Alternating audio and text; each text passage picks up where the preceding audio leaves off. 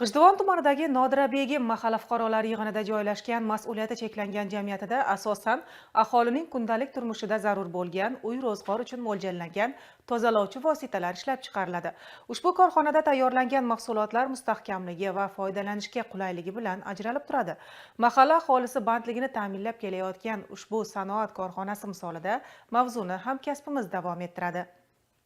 Zamonaviy dastgohlar yordamida tayyorlanayotgan mahsulotlar har tomonlama ro'zg'orbobligi va foydalanishga qulayligi bilan ajralib turadi. Ayni paytda korxonada 40 nafarga yaqin mahalla aholisi doimiy ish o'rinlari bilan ta'minlangan.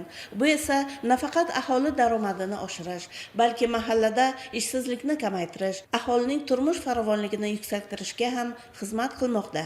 Korxona faoliyati mahalliy tadbirkorlikni qo'llab-quvvatlash, ichki bozorni sifatli mahsulotlar bilan ta'minlash borasida amalga oshirilayotgan islohotlarning amaliy natijasi sifatida namoyon bo'lmoqda. Asosan uy ro'zg'or buyumlar, tozalovchi vositalar ishlab chiqariladi.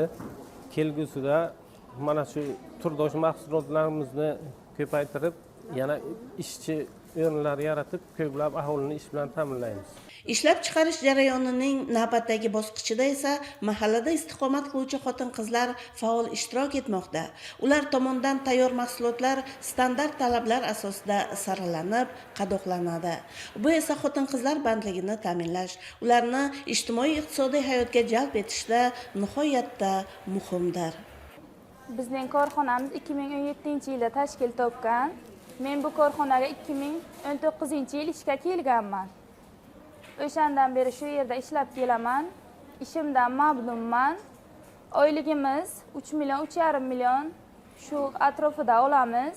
Ishlarimni ham ulguraman. 8 dan 5 gacha ish vaqti, barcha sharoitlar yaratilgan. Korxona rahbari Vohid Amonov kelgusida korxona ishlab chiqarish hajmini kengaytirish, yangi turdagi mahsulotlar turini ko'paytirish va qo'shimcha ish o'rinlari yaratishni rejalashtirib turibdi. Bu esa Nodirabegim mahalla fuqarolar yig'ini aholisi uchun yanada katta imkoniyatlar eshigining ochilishini ta'minlaydi.